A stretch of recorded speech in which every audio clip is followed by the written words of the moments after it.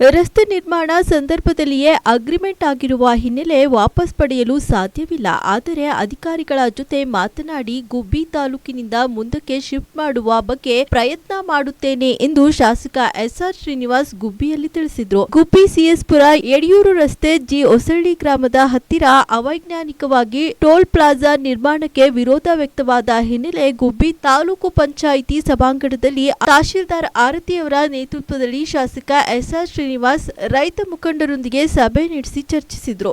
ಗುಬ್ಬಿ ಯಡಿಯೂರು ರಸ್ತೆ ಕೇವಲ ಆಯಾ ಭಾಗದ ಹಳ್ಳಿಗಳಿಗೆ ಓಡಾಡಲು ಸಂಪರ್ಕ ಕಲ್ಪಿಸುವ ರಸ್ತೆ. ರಾಜ್ಯದ ಯಾವುದೇ ದೊಡ್ಡ ನಗರಗಳಿಗೆ ಹೋಗುವ ರಸ್ತೆಯಲ್ಲ. ಈ ರಸ್ತೆಯ ಮಧ್ಯಭಾಗದಲ್ಲಿ ಬರುವ ಸಿಎಸ್ಪುರ ಮತ್ತು ಅಕ್ಕಪಕ್ಕದವರು ಕೆಜಿ ಟೆಂಪಲ್ ಮತ್ತು ಸುತ್ತಮುತ್ತಲಿನವರು ತುಮಕೂರು ಬೆಂಗಳೂರು ಕಡೆ ಹೋಗಬೇಕಾದರೆ ನಾಗವಲ್ಲಿ ಮಾರ್ಗವಾಗಿ ಪ್ರಯಾಣಿಸುತ್ತಾರೆ. ಈ ಟೋಲ್ ದಿನನಿತ್ಯ ಓಡಾಡುವ ಸ್ಥಳೀಯರಿಗೆ ಬಡವರಿಗೆ ಅಪಾಯ ತಂದೊಡ್ಡುತ್ತದೆ. ಟೋಲ್ ನಿರ್ಮಾಣ ಅವೈಜ್ಞಾನಿಕವಾಗಿದ್ದು ಮತ್ತು ಖಂಡನೀಯ ಎಂದು ರೈತ ಮುಖಂಡರು ಸಭೆಯಲ್ಲಿ ಒಕ್ಕೊರಲ ಅಭಿಪ್ರಾಯವನ್ನ ವ್ಯಕ್ತಪಡಿಸಿದರು. ನಂತರ ಶಾಸಕ ಎಸ್ಆರ್ ಶ್ರೀನಿವಾಸ್ ಮಾತನಾಡಿ, ಸಾರಿಗೆ ಸಚಿವರು ಹಾಗೂ ಸಂಬಂಧಪಟ್ಟ ಸಚಿವರ ಜೊತೆ ಮಾತುಕತೆ ನಡೆಸಿದ್ದೇನೆ. ರಸ್ತೆ ನಿರ್ಮಾಣ ಸಂದರ್ಭದಲ್ಲಿಯೇ ಅಗ್ರಿಮೆಂಟ್ ಆಗಿರುವ ಹಿನ್ನೆಲೆ ವಾಪಸ್ ಪಡೆಯಲು ಸಾಧ್ಯವಿಲ್ಲ. ಆದರೆ ಅಧಿಕಾರಿಗಳ ಜೊತೆ ಮಾತನಾಡಿ ತಾಲೂಕಿನಿಂದ ಮುಂದಕ್ಕೆ ಶಿಫ್ಟ್ ಮಾಡುವ ಬಗ್ಗೆ ಪ್ರಯತ್ನ ಮಾಡುವೆ. ಸದ್ಯಕ್ಕೆ ಯಾವುದೇ ಕಾರಣಕ್ಕೂ ಟೋಲ್ ಪಾವತಿಸದಂತೆ ಅಧಿಕಾರಿಗಳಿಗೆ ಸೂಚಿಸಲು ರೈತರು ಒತ್ತಾಯಿಸಿದ್ದಾರೆ ಎಂದರು. ಈ ಸಂದರ್ಭದಲ್ಲಿ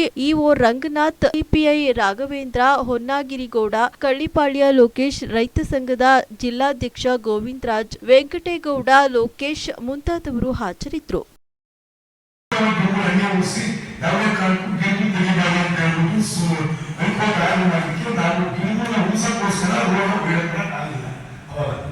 ಎಲ್ಲೆಲ್ಲಿ ಅವಕಾಶ ಇದೆ ಅದನ್ನು ಮಾಡಿದ್ವಿ. ಕಳಪಡಿ ಮಾಡುವಂಥ ಸಂದರ್ಭದಲ್ಲಿ ನಾವು ಅವರಿಗೆ ಸ್ವಾಗತ ನಾನು ಸರ್ಕಾರ ಕ್ರಮಕ್ಕೆ ವಿಚಾರವನ್ನು ಪ್ರಸ್ತಾಪ ಮಾಡ್ತೀವಿ. ಒಂದು 15 ಡೇಸ್ ನಮಗೆ ಸ್ವಲ್ಪ ಕಾಲಾವಕಾಶ ಅದರಲ್ಲಿ ವಿನಂತಿ ಮಾಡ್ಕೊಂಡು ನಾವು ಪ್ರತಿಭಟನೆಯನ್ನು ನಿಲ್ಲಿಸಲಿಕ್ಕೆ ಸಹಕಾರ ಅದರ ಪ್ರಕಾರ ಕೂಡ ಪ್ರತಿಭಟನೆಯನ್ನು ಸ್ಟಾರ್ಟ್ ಮಾಡಿ ನಮಗೆಲ್ಲ ಸಹಕಾರವನ್ನು ಕೊಟ್ಟಿದ್ವಿ. ನಾನು ಸನ್ಮಾನ್ಯ ಸಚಿವರು ನಮ್ಮ ಅಧ್ಯಕ್ಷರು ಟ್ರಾನ್ಸ್ಪೋರ್ಟ್ ನಿಗಮದ ಅಧ್ಯಕ್ಷ ಇರ್ತಕ್ಕಂಥ ಬಾಲಕೃಷ್ಣ ಅವರು ಸಚಿವರು ಮತ್ತು ನಮ್ಮ ಇಲಾಖೆಯ ನಾವು ಚರ್ಚೆ ಮಾಡೋದು. ಆದರೆ ಒಂದ್ಸಾರಿ ಕೆಸಿಗಳು ಪ್ರಾರಂಭ ಆದ್ಮೇಲೆ ನಾವು ಟೋಲ ನಿಲ್ಲಿಸ್ಲಿಕ್ಕೆ ಬರೋಲ್ಲ. ಈಗಾಗಲೇ ನಮಗೇನು ಟೋಲ ನಿಲ್ಲಿಸ್ಲಿಕ್ಕೆ ಪ್ರಯತ್ನ ಪಟ್ಟರು, ಅದು ಆಗಿಲ್ಲ. ಒಬ್ಬರು ನಿಲ್ಲಿಸೋಕೆ ಟ್ರೈ ಮಾಡೋದು ಆಗಿಲ್ಲ. ಕೊಡಂತ ಕೆಲಸ ನಡೀತಾ ಇದೆ ಅಂತ ಹೇಳ್ತಾರೆ. ಅದೇ ಇವತ್ತೇ ನೀವು ನನಗೆ ಗಮನಕ್ಕೆ ತಂದಿರೋದು. ನಾನೇ ವಿಸಿಟ್ ಮಾಡ್ತೀನಿ. ಆ ಥರ ಏನಾರ ಇದ್ದರೆ KMFಗೆ ಬಾಗಿಲಾಕ್ಸ್ಬಿಡ್ತೀನಿ. ರೈತರಿಗೆ ಕೂಡ ಆಹಾರದ, ಅದು ದನಗಳಿಗೆ ಕೂಡ ಆಹಾರಗಳು, ರಾಸುಗಳಿಗೆ ಕೂಡ ಆಹಾರಗಳಿಗೆ ಏನಾರು ಆ ಥರ ಏನಾರು ಆಯಿತು ಅಂತಂದರೆ ಎಲ್ಲರೂ ಕತ್ತಿಗಳು ಆಚೆ ತಿಳ್ಬಿಟ್ಟು ಬೀಗ ಹಾಕ್ಸ್ಬಿಡ್ತೀವಿ. Okay sir, thank you. ತರಬೇಕು ಅಂತ ಎಲ್ಲಿದೆ ಒಂದು ನಿಯಮ ರೂಪಿಸ್ಕೊಂಡಿರ್ತಾರೆ. ಒಂದು ರಸ್ತೆ ಮಾಡಬೇಕು ಅಂತಂದರೆ ಅದರದೇ ಆಗಿರ್ತಕ್ಕಂಥ ತಾಂತ್ರಿಕ ನಿಯಮಗಳು ರೂಪಿಸ್ಕೊಂಡಿರ್ತಾರೆ. ಆ ರಸ್ತೆ ಹಿಂಗೆ ಇರಬೇಕು, ಇಲ್ಲೇ ಟೋಲ್ ಬರಬೇಕು, ಇಷ್ಟೇ ಅಗಲ ಇರಬೇಕು ಅಂತ ಎಲ್ಲ ಮಾಡ್ಕೊಂಡಿರ್ತಾರೆ. ಅದ್ರ ಪ್ರಕಾರ ಮಾಡಿರ್ತಾರೆ. ಅದನ್ನೇ ನಮಗೆ ಕೇಳಿ ಮಾಡಬೇಕು ಅಂತಕ್ಕಂಥದ್ದು ಏನಿರಲ್ಲ. ಅವರು ಆ ಕಾನೂನು ಏನಿದೆಯೋ ಅದನ್ನು ಮಾಡಿರ್ತಾರೆ. ಅದ್ರ ಜೊತೆಯಲ್ಲಿ ಅಗಲ ಮಾಡಿಲ್ಲ ಅಂತಕ್ಕಂಥದ್ದನ್ನು ಕೂಡ ಪ್ರಸ್ತಾಪ ಮಾಡಿದ್ದಾರೆ. ಅಗಲ ಅಂತಂದರೆ ಅವತ್ತು ನಾನು 10 ವರ್ಷದಿಂದ ನಾವು ರೇವಣ್ಣವರು ಬಿಡುಗಡೆ ಮಂತ್ರಿ ಇದ್ದಾಗ ಅದನ್ನ ಹೋಗಿ ಸ್ಯಾಂಕ್ಷನ್ ಮಾಡಿಸಿದ್ವಿ. ಅದನ್ನು ಪೂಜೆ ಮಾಡಿ ನಾವು ಕೆಲಸ ಶುರು ಮಾಡಿದ 5-6 ವರ್ಷ ಆದಮೇಲೆ ಕೆಲಸ ಶುರು ಮಾಡಿದ್ರು. ಹೈಕೋರ್ಟ್ಗೆ ಹೋಗಿತ್ತು. ಹೈಕೋರ್ಟಲ್ಲಿ ಪರಿಸರವಾದಿಗಳು ಹೈಕೋರ್ಟಲ್ಲಿ ಹಾಕ್ಕೊಂಡಿದ್ರು.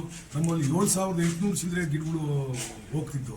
ಹೈಕೋರ್ಟು ಅದರಲ್ಲಿ ಕಡಿಮೆ ಮಾಡಿ 3,600 3,500 ಗಿಡಗಳನ್ನ ಮಾತ್ರ ಉಳಿಸಿ ಮಿಕ್ಕದೆಲ್ಲ ತೆಗೀರಿ ಅಂತ ಹೇಳ್ಬಿಟ್ಟು ಅಷ್ಟು ಉಳಿಸ್ಲೇಬೇಕು ಅಂತ ಕಂಡೀಷನ್ ಆಗ್ತು. ಆವಾಗ ನಾವು ರೋಡ್ ಮಾಡುವಾಗ ಏನು ಮಾಡಿದ್ರು, ಗಿಡನ ಎಲ್ಲೆಲ್ಲಿ ಉಳಿಸ್ಬೋದು ಅಲ್ಲಲ್ಲಿ ಉಳಿಸಿ ಯಾವ ಗಿಡನೂ ತೆಗೀಲಿಕ್ಕಾಗಲಿಲ್ಲ. ಅದಕ್ಕೆ ರೋಡು ಚಿಕ್ಕದಾಯ್ತು ಅಷ್ಟೇ. ಕೋರ್ಟ್ ಆದೇಶನ ನಾವು ಯಾರೂ ಧಿಕ್ಕರಿಸಿ ಮಾಡಲಿಕ್ಕೆ ಆಗಲ್ಲ. ಕೋರ್ಟ್ ಏನು ಹೇಳಿತ್ತು ಅದು ಮಾಡಿದ್ದೀವಿ ಅಷ್ಟೇ.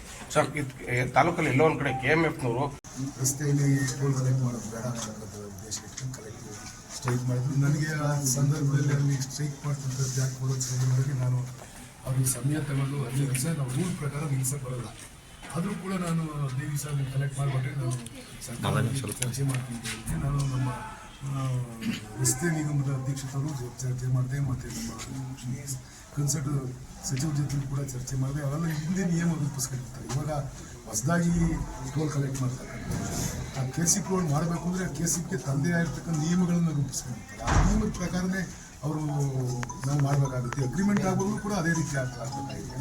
ಎಲ್ಲಿ ಟೋಲ್ ಇರಬೇಕು ಅದೆಲ್ಲ ಸರ್ವೆ ಮಾಡಿ ನಾವು ರೋಡ ಮಾಡಿರ್ತಕ್ಕಂಥ ಅದನ್ನು ಏಕಾಏಕಿ ನಾವು ಒಂದು ರೋಡ್ಗೆ ಚೇಂಜ್ ಮಾಡ್ಲಿಕ್ಕೆ ಬರಲ್ಲ ಅಂತಕ್ಕಂಥದ್ದನ್ನ ಹೇಳಿದರು. ನಾನು ಅವತ್ತು ಅವರಿಗೆ ರೈತ ಮುಖಂಡರಿಗೆಲ್ಲ ಮಾತು ಕೊಟ್ಟಿದ್ದೆ.